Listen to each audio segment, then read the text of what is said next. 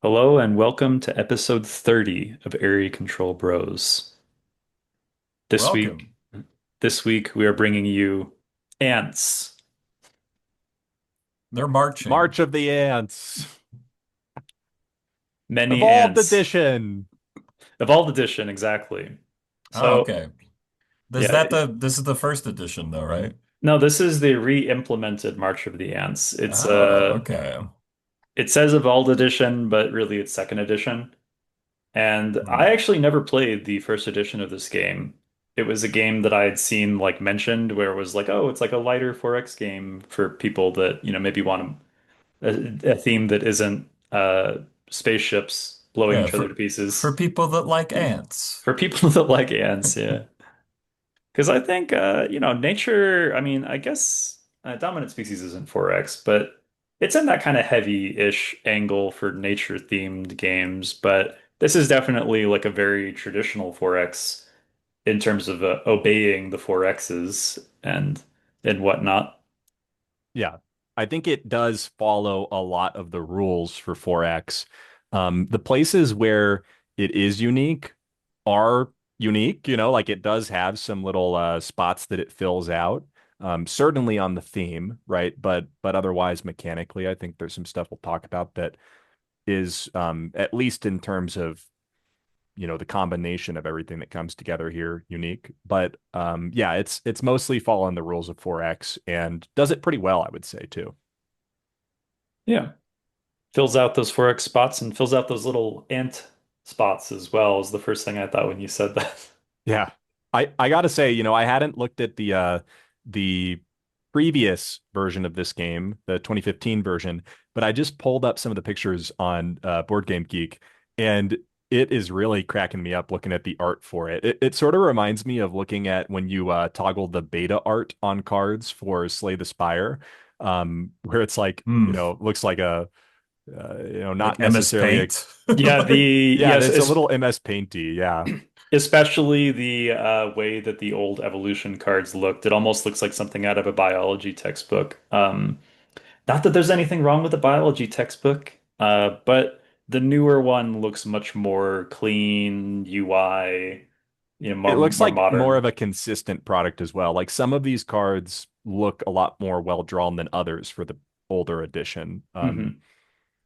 But in any event, not particularly important for our review today. Just thought it was a point to mention. You might get a kick out of that looking at some of the older pictures on these cards. Weight listed as 3.08, a little bit heavier than the original printing, I assume because they added some mechanics and there's also an expansion that came with this. There's a little bit of asymmetry between ants you can do both with starting cards that affect the nest, which is kind of your hub from the hub and then your tableau from which you can put things onto the board. You can have a little bit of asymmetrical effect if you're placing larvae, which are kind of this universal resource for the game into that. And then also there's some broader asymmetry with like what different ants can do if you flip your board over, like each of the player boards has something different. And there's also some unique worker stuff, which we actually have not tried that. So I can't really comment on that particular part because I think like we added some of the expansion stuff and I felt like that was like a comfortable weight for this kind of game. I didn't feel like I had to throw in everything. Yeah, Um, yeah. I didn't get the impression that the expansion stuff I read, even the stuff we didn't play, would break the game though. Like none of it seems like huge changes. I think that there were some of the asymmetric faction starts that seemed better than others.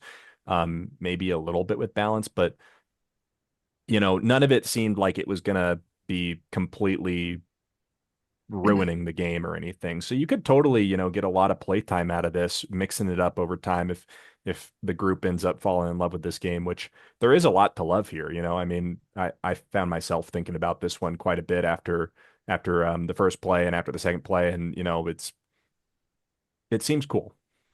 Yeah, and it's worth mentioning that even if you're not playing with this asymmetry from the expansion and what have you, the this is a game where your ants, your literal ants become asymmetrical because you're like evolving them into becoming weird Franken ants with different parts and things. And Yes. so And then that, in addition to the fact that everyone will have different victory point scoring conditions through the cards from the deck that allow you to consist colony goals that consistently allow you to score points at the end of each round. Those will also be asymmetrical. And so just innately, even with just kind of the core game, people will want to be scoring VP in different ways, and their ants will be gaining different abilities regardless. So it kind of just depends what level of asymmetry you want, but there will be some no matter what. Yeah. You're not going to be on parallel paths, even if you start at the same point and don't throw in those expansions. But anyway, I think it's there's of a lot of aspects to this game that I think are very thematically designed. And so I mentioned the larvae as this universal resource. And so it kind of conjures this image of like all these wriggling larvae that are going to spew these ants out into the Great Tunnel, which, of course, as everyone knows from watching ant documentaries, is a battle royale between all local ants. And Yes, as everybody knows. Yeah. yeah. Interesting idea to sort of have a common space in the middle where you spawn your troops into, essentially. In this game, your troops are also your workers, but kind of your universal dudes. Mhm. And but if they don't move out of the Great Tunnel, they're in for a fight at the end of the round, guaranteed, because there's always a fight in the Great Tunnel, provided there's anybody to do the fighting.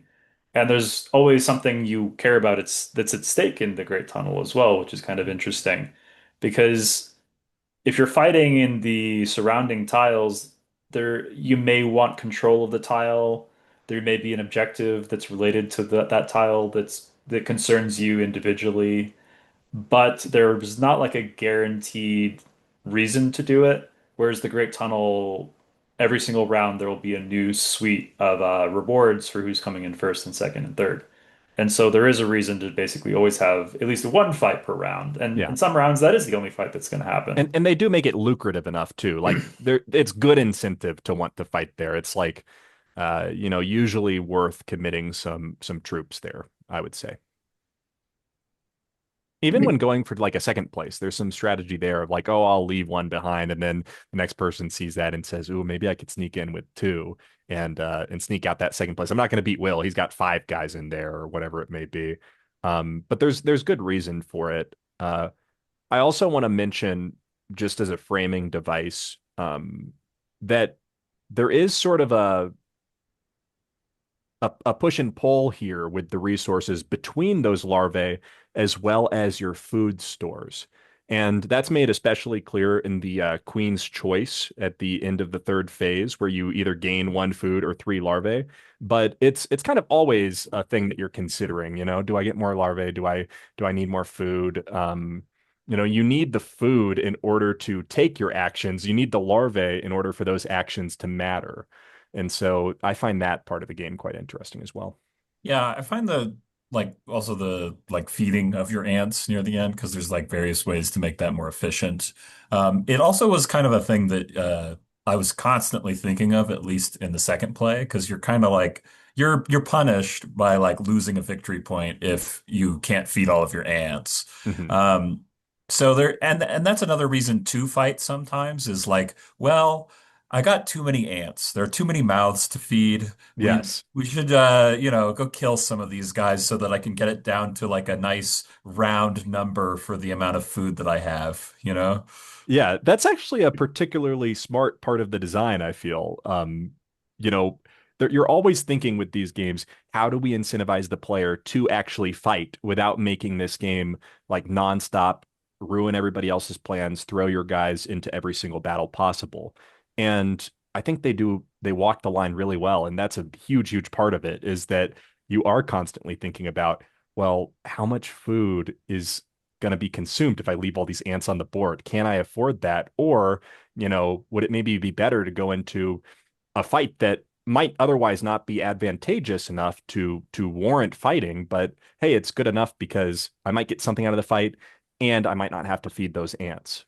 Yeah, I think that's the real reason for the centipedes as well, is to sacrifice your ants in honorable combat. Yeah. You know?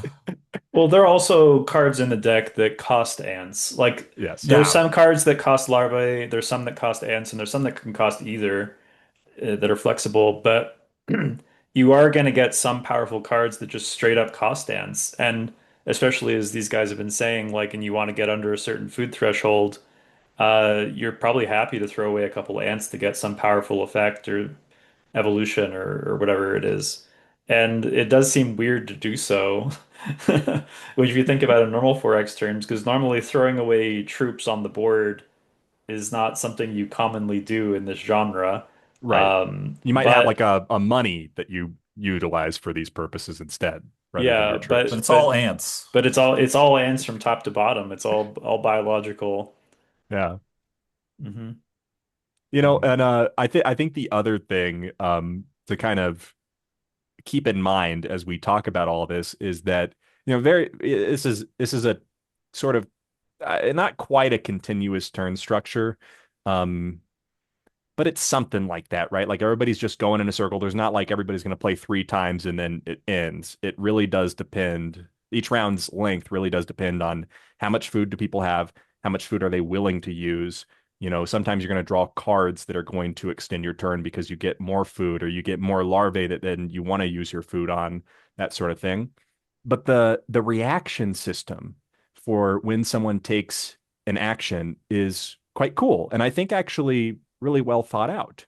The best reaction in the game, in my opinion, is to get one more larvae because the Yeah, larvae is an important resource.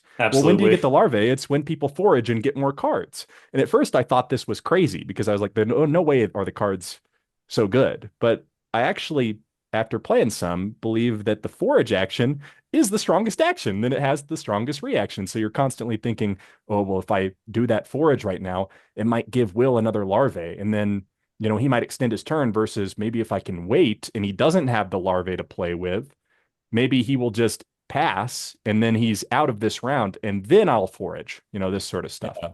I will illustrate how important the cards are because I remember when the sparrows attacked.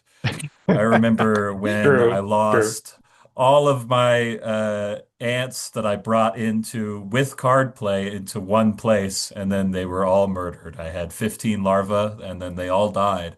And then I recovered by drawing cards into more larvae, into more cards, into more BS, basically. Yeah. Like you had no larvae left, but you had what, like five or six food. I don't know. Yeah, it was a lot And of food. it was such an intense round because Ben was quite a bit ahead. I had drawn a card that essentially would let me pick up a bunch of cards and I could pay a resource. I forget if it was an ant or if whatever it was. I could pay a resource to keep each card, and any card I didn't keep, I would give to someone else. And so I kept three of the four cards I drew and gave one to Ben. And the one that I gave him was going to let him push out as many larvae as he wanted to one spot. And one of the other cards I kept was the hawk attack that would kill everything in one spot, other than one ant. And so I had created this trap for him. And of course, when I'm giving Ben the card, Will's there saying, "Oh man, you want to give Ben the card? I'm so far behind. Ben's ahead, and I had to keep my mouth shut. And it was this huge, cool, explosively powerful card play. And of course, through card play, as Ben mentions, he was able to come back. So I think that's a great example. The cards really, really are a huge part of your ability, your power level in this game. Absolutely. The common deck, I think, it's really the core of this game.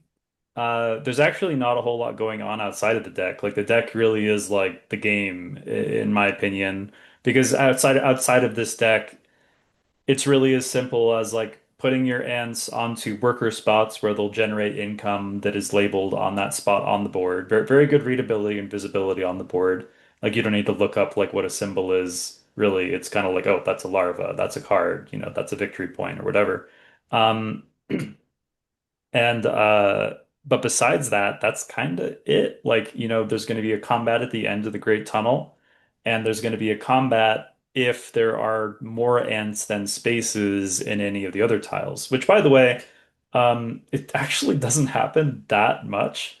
Like when we in our first play, I thought like, oh, I'm sure there's going to be like more fighting. But actually, like there is a decent amount of fighting, but there's actually not as much fighting as you might think because and this might be a three-player count thing, like maybe at four or I think this goes to five players. Maybe there's a lot of overpopulation and a lot of fighting that happens. But at least in our experience, the amount of fighting outside of the Great Tunnel is in early game especially is quite limited. And if there is a fight, it's like 2v1 or like 3v2. It's not like some huge fight.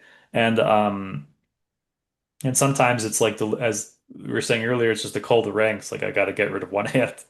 So we have to have a Yeah. fight here. And the fighting I think is really really solid. Like there's no dice roll. It's just kind of everybody plays a card from their hand if they choose to. They don't have to. Um, and the amount of pips on that card adds to the strength of your ant. The strength of the ant is just your head evolutions. X where X is the number of head evolutions plus one. And so it's a pretty simple system. And maybe if you get like a card that you don't want to play as like the normal card, but it has three pips or sometimes even four pips, maybe you're like incentivized to be a little bit more aggressive and be like, oh, I want to spend this card to sort of surprise people with a strong combat here or Right. there, or have that for the Great Tunnel. And so that's kind of cool. I like it. I do want to push back a little bit though, because I have to be a voice. There has to be a dissenting voice here, which is that I think that even though the common deck is the core of the game and is cool and provides a strong incentive to forage, which is that card draw action that Blake mentioned, I do think that because all the cards are in the same deck, it contributes to the randomness of the game.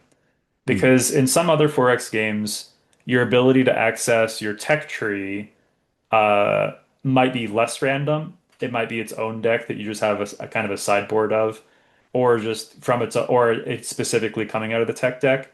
In this game, like maybe you're thinking like, oh, I really want to get a Thorax evolution. Well, good luck. Like Yeah. you You don't need to know what draw it. you Yeah. don't know when you're going to see that thing because it's buried in this pile of every single other card. And granted, there are many Thorax evolutions in the deck. You will probably see one at some point, but I think if you're looking for something specific, and oftentimes in late game, it can be like, I need to find an event that gives me more larva, or I need to find an event that gives me some like advantage.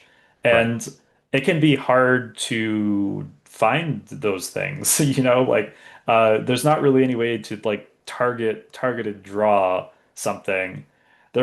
I think the designers included some cards in the deck specifically to address this. Like there's an event that's like flip cards until you hit the evolution of the part that you Right. choose. Yeah. You And declare you thorax you head declare or your thorax yeah, and you're just like, oh, whatever it may just be. let's just go until we hit a thorax. And I think that's really cool. Like it's a good card design given that there is this common deck. But I do think that like especially in the early rounds of the game, when your resources are limited, your ability to draw cards is more limited. It may be difficult to get like a colony goal in round one, especially a colony goal that you may find desirable. Like maybe you'll find one that's like, oh man, like I'm not gonna be able to do that right now.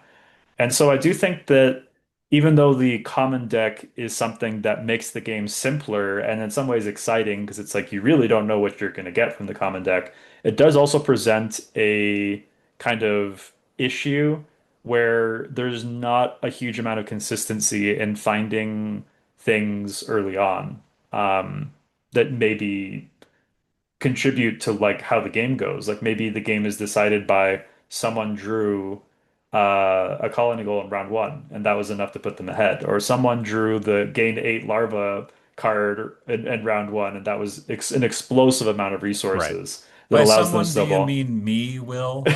Are you But because that I think there's happens some in the first It couple has games. happened. No, Yeah. it's not a hypothetical. Like it's a real thing. And so that's why I bring it up. It's just to say that I think that there is this thing. And I think the idea here was to make it simpler. Like it's like you can play a Forex game and not have to worry about having all these sideboards of tech right. cards and stuff like You the don't have to T. sit there with your head in the rule book reading about your tech tree the whole, first 2 hours or whatever, trying to figure out, what text am I going to do? You draw the card, you decide if you're going to play it. But I think it's a fair point that, especially early on, because there's some mitigation of this later on. I think in a very smart way, the reaction to playing a card is the ability to filter a card for Yes. the opponents. But that's going to be much less relevant early on. And the variance around strength of cards, because there is a lot of variance in the strength of the cards, um, that variance is going to be felt more early when you've had less time to get to filter those through those Yeah. cards. So I Which think that's a fair point. I do think they tried to fix this. I don't know if it was like immensely successful, but we played with that module that was like you have this like extra little thing that you can kind of do that's like a little bit of asymmetry that you start with. And like instead of doing like the like reaction to something, like you can put a little guy on your like sheet. And then Yes. like if you build up enough guys, you get like either I think like just like a card draw or like your special Your ability or whatever. asymmetric thing, yeah. The card Yeah. draw is universal, like everybody gets that, and then there's whatever you chose in the beginning of the game draft. Yeah, I Yeah, I mean think I think it it is. yeah, I think that's good because like there are plenty of times, like you said, especially early game where you're like, well, I like the two cards I have. I'm not going to filter them, you know? Right. So and then instead of getting no reaction, you start building towards this eventual card draw or whatever your asymmetric one is. Yeah. Yeah. I remember we were a little lukewarm on the asymmetrical like powers. They seemed a little weird. I like the one that we were just talking about where like you have an additional thing you can do instead of a reaction for exactly the reason you mentioned, which is like sometimes you don't want to do the reaction.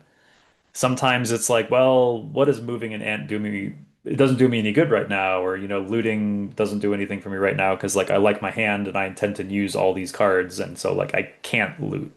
Right. Looting being drawing, discarding.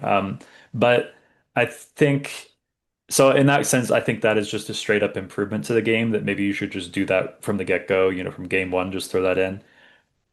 But yeah, as far as like the other asymmetry, like I said at the very beginning, like I don't know how much you need it because you're going to end up with very different ant factions by, round two of the game. And so like I don't know if you need like a whole nother layer of asymmetry to start with. But if you want to do that, all more power to you. I'm not going to say you shouldn't do it, but just from my perspective, I think especially for a lighter game, which this game is definitely trying to be, I don't think that you necessarily need that aspect. Yeah. Yeah. This I will one of the other things is I will say this game has a surprising amount of character for a game that is about ants. Like there's some cards that I think are really funny. Like there's like a one that I kept drawing which was like the worm count the elder worm or whatever like It's followers. consult the worm or Yeah, it something. was Yeah. like one of the colony gold, and it's just like this worm standing up, and your aunt is like talking to it. I don't know. They're kind of like there's some like funny little stuff in there. I also like speaking of worms, the wormholes, Yeah. which Are function lit as wormholes do, Yeah, but they are literally they're made by literal worms. wormholes. Yeah. Yeah. Yeah, So funny. I agree. It is a game with a lot of character. And I think that for me, that is a big factor in wanting to come back to this one. The space theme, I won't say it's overdone because I do love a space themed 4X game. It works, right? But the ability to differentiate yourself from that is valuable, especially when you can do it in as smart a way as March of the Ants has done. Yeah, I agree. yeah, I guess should we bring up the centipedes as well? The presence of a neutral faction, but it's kind of funny because I think in most 4X games, neutral factions are like something to be dealt with in mid-game. The centipedes are kind of like a final boss, you yeah. You know? have to dedicate quite a lot of resources to be able to take them out. I really do think that it's like you fight a centipede if you don't have very much food.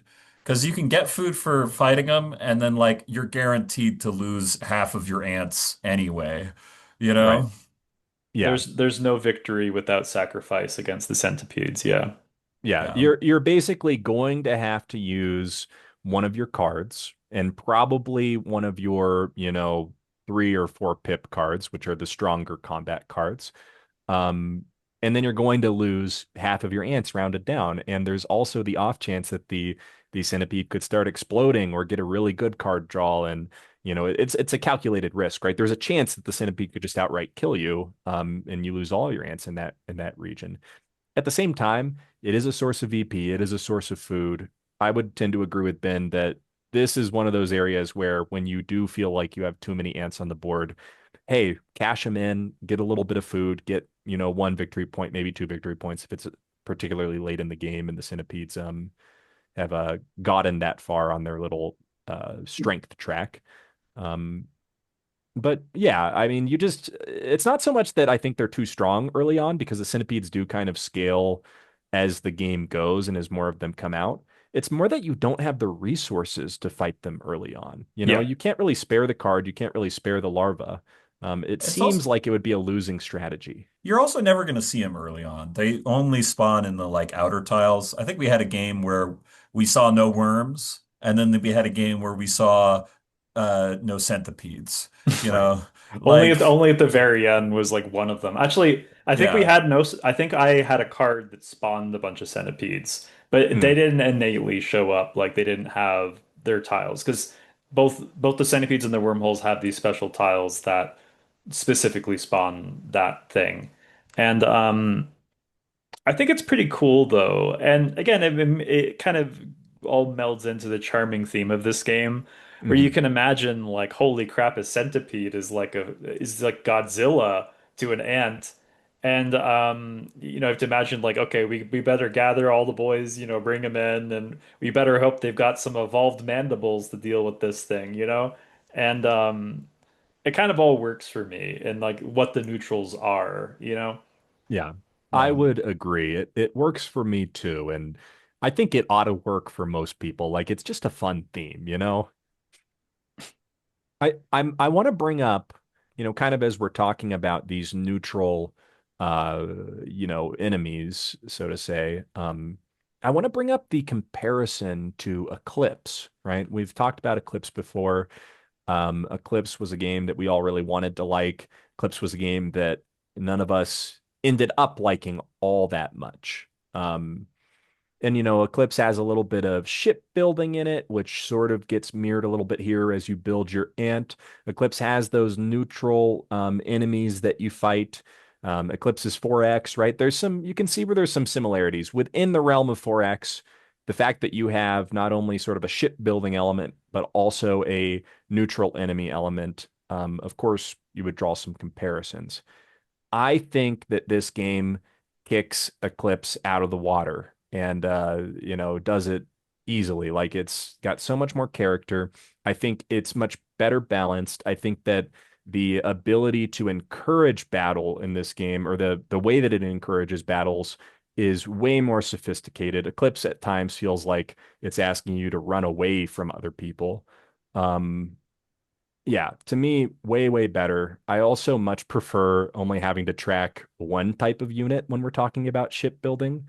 I only have to know what your ant does on three little parts. I don't have to know every single piece of every single one of your ships the way you might have to in Eclipse.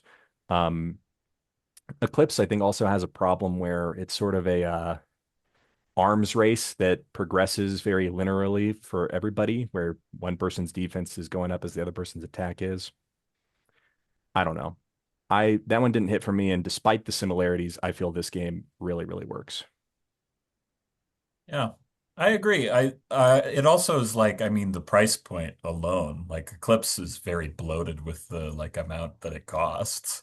Yeah, I don't know how much this cost you, Will. I don't know how much it set you back, It's but like, not Eclipse money. yeah, This is all wooden cardboard anyway. So none of the like minis. And I mean Eclipse has a great insert. This game does not. It is a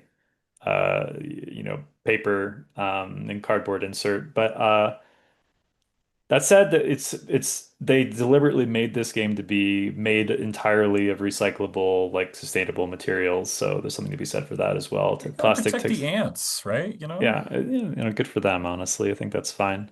But I agree. I mean, Eclipse, it almost if you like try to apply certain aspects of March of the Ants to Eclipse, it almost seems insane. Like imagine if in Eclipse, when you build a ship, it goes into this ship melee in the middle of the map.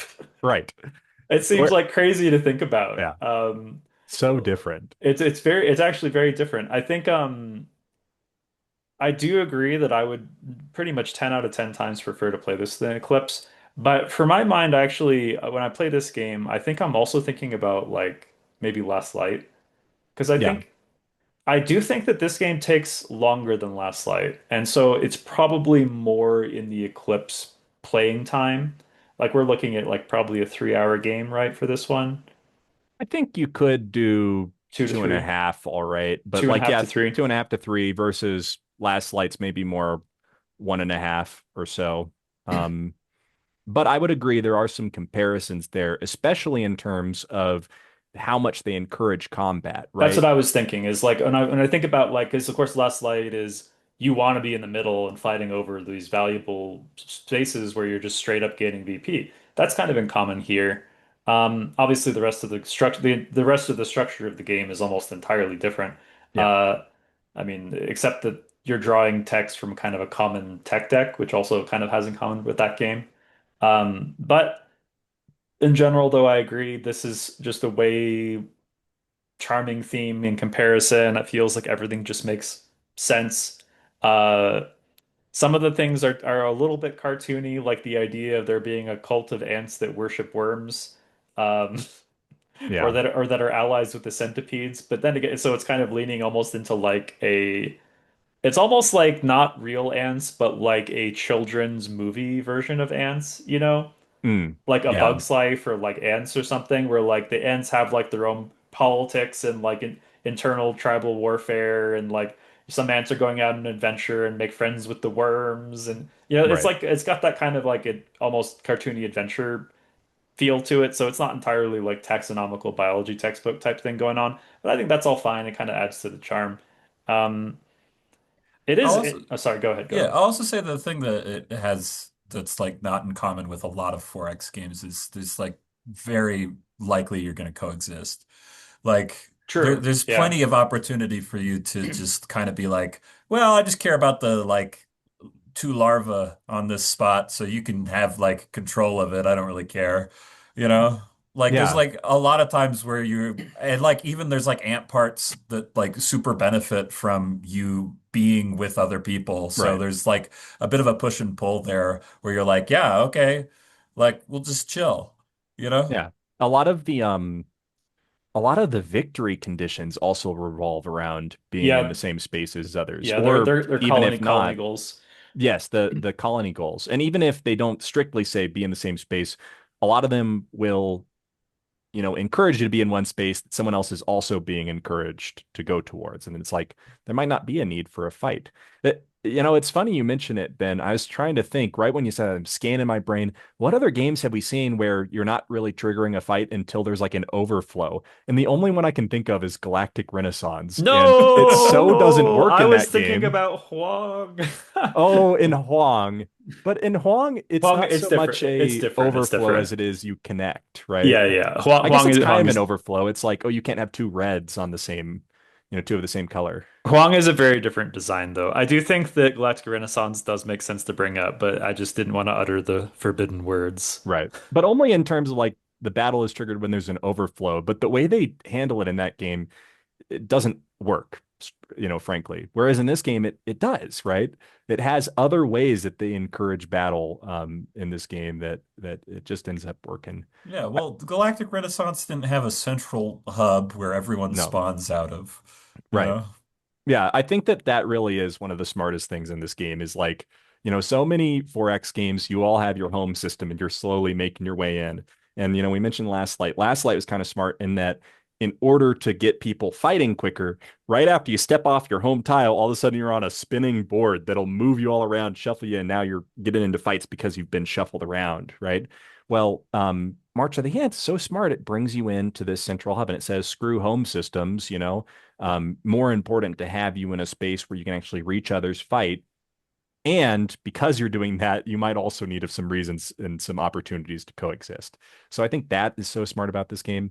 One thing we haven't mentioned, I also think is really, really smart in terms of the shipbuilding, the ant building, is that you really are encouraged to continue to build out your ant, even if you get to a particularly synergistic point, right? Because let's say you have a really strong ant head that you really, really like. Well, hell, if you just put, a couple more ant heads on top of that, you're going to have 2 power more than you otherwise would have. And at some point, you got to do that to keep up. And it's just like, it's almost always valuable to just continue to build out your ant, continue to iterate on it and see new different powers on your ant by putting on new body parts. You get victory points for each set that you complete, and you get bonuses for each and every one of the slots. With the head, it's the power in combat, which is very important. With the abdomen, it's the amount of ants that you can feed with one piece of food, which is very important. And then with the thorax, it's there's a phase right after the worker phase. I think it's at the end of the worker phase where you get to choose one of the reactions and do it for each of the thoraxes you have, which frankly is the weakest of these. You might get a thorax that you like and keep it for a little while. But I don't think that ends up being a problem because if you build out these other two, you still have an incentive to then build up the thorax because you're going to get a bunch of VP for completing each set of these things. Worth emphasizing this is a low VP game as well. So like sources of VP are inherently very Right. valuable. Yeah, and Yeah. it's 3 VP for completing a set of head, thorax, and abdomens, which is quite big. Yeah, quite difficult too. I also like the way that it is formed because you don't typically there's not like an upgrade that's just better than the head that you have right now, typically. Like in Eclipse, it's like, well, I got the +2 computers, the +1 computers are now obsolete except for Right. in like terms of whatever like limit I have on being able to like put these on in terms of like energy or whatever the fuck. Yeah. So like, they're like very much it's always like a kind of a side grade and like maybe it's just like a pivot, Well, you know? almost all of the evolutions feel like the special techs in Eclipse that you might not be able to get, like the Hmm. super awesome unique ones. Like you can get like the one like you can get like the wings let you just fly your ants anywhere in the vicinity of the Great Tunnel. Like that feels like something that in another 4X game would be like at the top of a tech tree. And you can Right. get it at round one in this game and build a whole strategy around having it, like right off the bat, which is Yeah. kind of cool. And then the game still is smart enough that there is incentive at some point to go, I might have to get rid of it, Yeah, yeah. I might I have might to need to get rid of clip it. my wings. Yes. No, my wings. Which Yeah. is ultimately, even though I think Will made a good point earlier about, hey, there's a lot of variance tied to this central deck of cards. There just is, right? But the game is fast paced, it's fun, it doesn't take itself too seriously. And so I'm willing to accept a lot of that variance in a game like this versus, you put all that variance in a game that takes itself too seriously, that takes too long, et cetera, et cetera. It starts being like, well, I don't want all this variance. So. Let's do it, boys.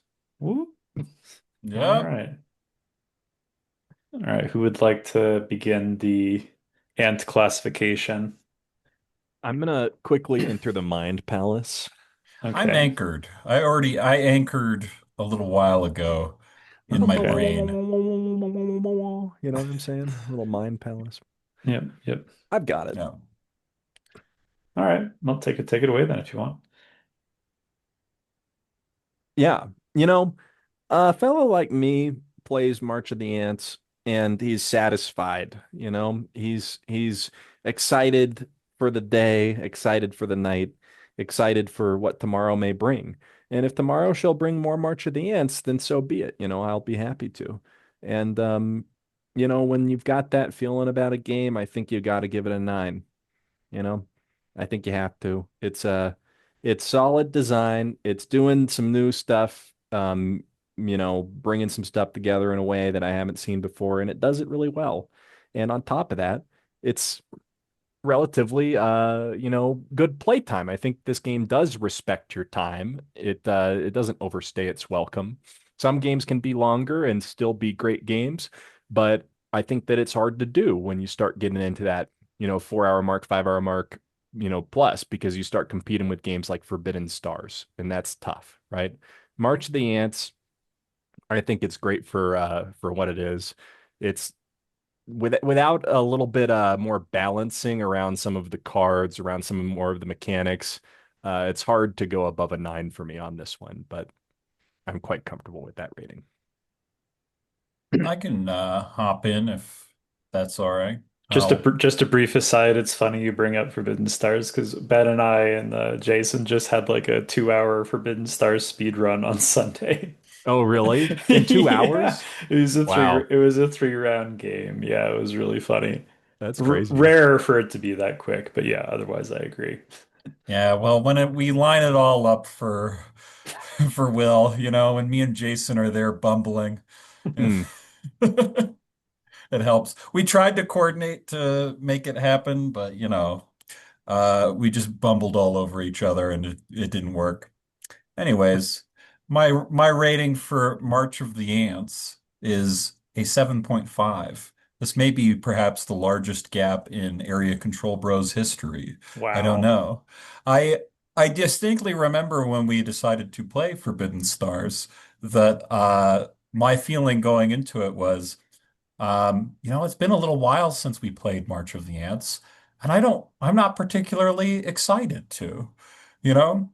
I'm Hmm. not really like feeling like, a desire to go back into that realm. But talking about it now has made me more excited to play it again. But I'm not sure that this is a game in which I'm like super eager to see like what the expansion content is like. Like I don't know if that any of that is going to be something that I'm like, oh yeah, like give me more ants, give me more like what's going on and see how it mixes it up. I think it's pretty solid for what it is, but I'm not like uh I think the lack of excitement for me of like like to explore expansion content is kind of like a sign that it's not exactly for me. But I think it's a solid game. And like I do want to play it again now. Um, but not quite as I'm not quite as excited as Blake. And I do like ants in real life quite a bit. So There That's we go. true. Coming from an ant lover. yeah. Perhaps the most excited on the theme when we first Yeah. played this, I would say, was Ben. Yeah, Ben messaged me and was like, "Do they have the ants with the Yeah, he was flat asking heads? about Do they the have that trapdoor ant?" ants. Yeah. Do they have the trapdoor? They do in the They do. expansion content. They do. Yeah. I think I'm gonna have a controversial score on this one. I'm gonna be rating it a non-divisible by point 0.5 rating, which is I'm gonna give it an 8.3. Um, What, three? 8.3. I think this game is a very intelligent design. It does a lot of cool things, as we talked about. I think that I can't get over like the central deck kind of being a issue for me.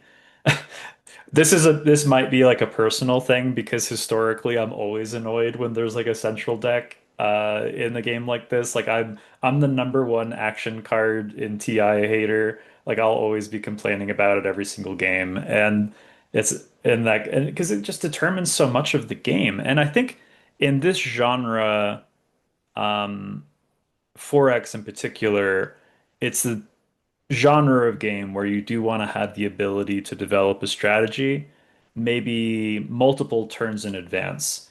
I don't think this game is that way. I think you have to play what the deck gives you. And that in the sense that like this is round one, this is the colony goal I drew.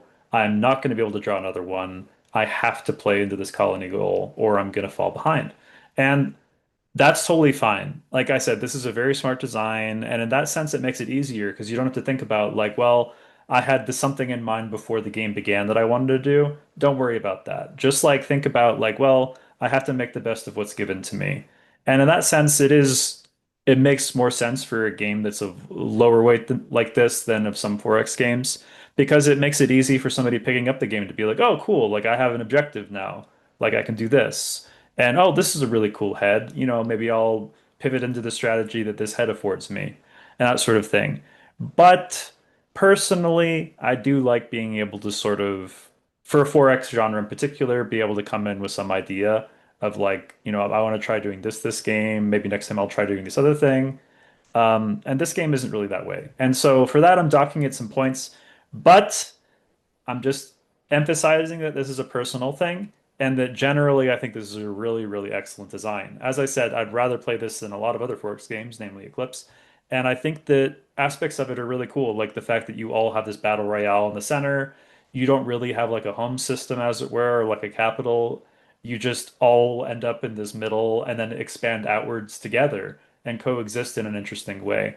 I think that this is a game that I wouldn't really want to sell like that in the foreseeable future as well, because it is providing a very unique experience. It's not like this is a reskinned version of another 4X game, which is doing the same thing. This is like, I don't know, there's another game I played that really has all these things together like this. And there are other elements of the design I really like. Like, I think reactions are really, that's a really great way to keep the table engaged with whatever other people are doing. It's sort of like it's not like I'm gonna go on my phone during your turn. It's like, oh, what action did you do? Oh, you did that. Well, I'll respond with this, and then I'll think about how best to utilize this reaction you've given to the rest of the table. And so, in that sense, as Blake said, it's not exactly continuous turn structure, but it kind of is in the sense that like you're kind of always playing, and that's a big deal. For keeping you engaged in this kind of one. Because I mean, again, this is a genre which is infamous for like, okay, you take your turn, I'm gonna go make lunch and I'll be back, type of thing. Sometimes 4X turns can take quite some time, and you don't have the ability to really react on their turn at all, in any major way, at least. I mean, the fifth X in TI is exhaustion. Exhaustion, yeah. Yes. True, true. Imagine how much worse TI would be if it had a reaction system, That Oh like is God. towards the true. ends. I Oh my God. mean, You have to have it on a lighter game, you know? yeah, that's what I mean. Is this is a this at this weight of game, it makes sense, but. Imagine like an 8-player game of TI where it's like, oh, you did that? Well, we all get to react by, and it's like, oh my God. Oh my I gosh, mean, what a nightmare. No! that's kind of strategy cards though, right? Like, That is Well, kind of how TI does it, yeah, but it I is suppose that's true, actually. I didn't think of that. they're all designed to be like, let's all do something that we just do on our own, though. It's like, okay, now we are all going to get a tech or something, or all draw a secret objective. And so yeah. it's never like, because the difference is that reactions in March of the Ants can sometimes it can be involve movement, which can impact the board state. And so that's something that can be more maybe immediately relevant. Right. Yeah. That's another thing we didn't talk about, but it is one of those 4X games. I don't know if I can't really think of an example of one that does this, but like all of the combat happens just like in one phase. Right. Like the entire round is structured just around you guys kind of like setting up what combats are going to happen at the end. Yeah. Versus how many 4X games are where it's like, oh, you moved into my space. Yeah, we're fighting right now, having like a true combat phase where we're going to go through and resolve all these combats that have sort of what accrued. I don't know. It's just whatever season it ends, just like late fall, all the ants start getting antsy and they start messing So each other up, you so to know? speak. I think Yeah. it's another part of the elegance of this design, though, which is that it's just trying to keep these phases discrete and not sort of slow down the flow of the game, which is Yeah. like we're not going to have a combat take place now and sort of interrupt this continuous turn that's been going on. We'll have it all just bang, bang, bang. We'll knock it all out in one phase and then move on to, the cleanup and like Queen's Choice and stuff. And so I really like that. No, I mean, there's a lot of things I really like about this game for sure. And I think if you are looking for a 4X game that is kind of like that's on the lighter end, but also has the ability to be heavier if you add in all this expansion stuff, and this theme is really kind of tickles you, then I don't know if you can do much better than this one in terms of marrying theme and just a bunch of good mechanics. Yes. Yeah, I definitely think it's very strong for a light 4X. And I think one point I want to make, and I'm just curious of y'all's thoughts on this, but the more of these games I play, the more and more I play, I'm like, so often it goes back to Forbidden Stars, right? So often it goes back to, this smaller number of games that we know we really, really like. And we've got our heavy games that you can sit down and really get into the depth and explore it. I think some of the rating discrepancy here might be related to that, where it's like, for me, when I'm playing a new game, I feel like at this point, I'm not looking for something that has a level of strategic depth where I'm, as Will put it, like thinking about how do I want to play the next game.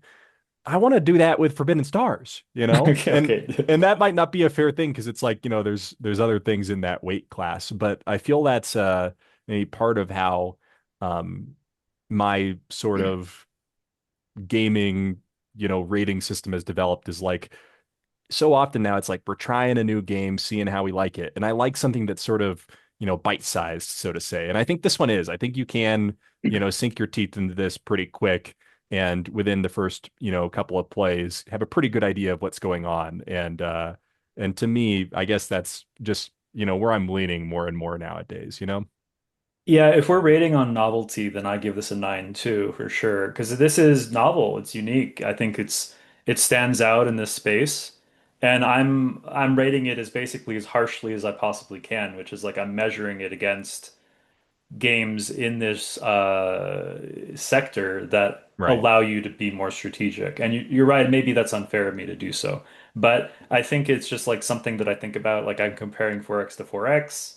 Right. But I Yeah, think I the don't I don't think it's unfair. I just think that the context for my rating is what I wanted to provide. yeah. Yeah. But I'm rating on vibes. I don't know, Vice. I was But that actually, but was mostly where actually, I was at. Yeah. but actually, what I was thinking is, I was thinking I can't give this a score higher than what I gave Dead Reckoning Oh, yeah. I mean, that's a because fair point. I don't because remember what I gave Dead Reckoning, but I don't think this is a better game than Dead Reckoning. If I gave Dead Reckoning an 8.5, then it needs to go up. that's what That's I'm the thing. saying is like I think I'd have to go check, but I think I gave Dead Reckoning an 8.5, and I was like I like this game a good amount, but I don't think it's a Dead Reckoning, and so I had to like put it like a point 2 below. Right. Well, it's interesting. Dead Reckoning It's only is gone sort of up. one of those games that's like really fun forward for me. And there is certainly a good amount of strategy, but I don't know that I would I wouldn't say that Dead Reckoning has like the depth that something like Forbidden Stars does.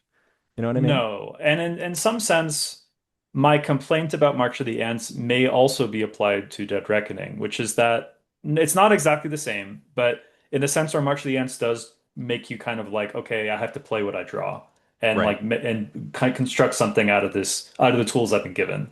Dead Reckoning is a little bit like that because it's like you do have more freedom in the sense that like you get to choose what crew you're upgrading. But you kind of have to be thinking like, okay, like what upgrade, like whatever they're called, the the upgrade things you sleeve in, Yeah. the card crafting components. You kind of want to develop a strategy based on which of those you're able to access early. It's like, are there a Yes. bunch of guns out? Okay, well maybe I'm going guns this game. Is there a bunch of economy? Are we barreling? We're going barrels. And then from there, your strategy can expand into something else. And so in that sense, and those cards are coming out of these decks that like are assigned to that whole tier of ocean Right. tile. And so in that sense, it is a similar in that like your strategy may be determined quite early by like what's available, and then you like go into that more deeply later. Like maybe it's like, oh, I have all the tools to become the pirate real estate mogul. Well, better Right. get started on that now, because otherwise I'm not going to be able to really do that because you just start upgrading your that crewmate. Get Yeah. started. I think I know what you mean. And I do want to ask one clarifying question for the audience because I think some people might hear this from what you're saying. I don't believe it's what you're saying. March of the Ants and Dead Reckoning are not games that play themselves. They're just games that you really do have to play the board. Yes, that's what I mean. I'm not, no, both games are strategically quite Yeah, interesting. And I think Dead Reckoning, I'd say there's more freedom, certainly. That's a very I would open-ended agree with that. system. Yeah, I think that March of the Ants is a little bit less open if you're trying to win. But there's still a lot of strategy, and there's still a lot of things you can do. There's a lot of player interaction that's, almost impossible to avoid, which I always like. And in that sense, even if somebody is ahead, you are well within your rights to negotiate with the other people at the table and say, like, hey, we got to go stop this person. We have to make sure that he doesn't win the Great Tunnel. We have to go, like, drop in some ants on that particularly important region that is relevant for their colony goal, because this is all open information. There's no secret objectives in March of the Ants. And so, because of that, you can develop strategies to disrupt other people, which I think is, and it's easy to do so. Like it's easy to get that rolling. So I think that's all good. That's all good. Yeah. Okay, cool. I'm glad I asked. I think that's good insight. So, um, do either of you guys have any other last thoughts? I think that's pretty much it from me. I think I'm tapped out. He's Um, tapped out. He's tapped out. Until Damn. next turn. I mean, next time, everybody, you know. Yep, yeah, yep. maybe that We'll can be our untap the outro. mana. Until next turn. Yeah. But it's a continuous turn structure. No. Anyway. Yeah, We'll well, we'll see you next round. see you next round, everybody. Keep scoring that VP.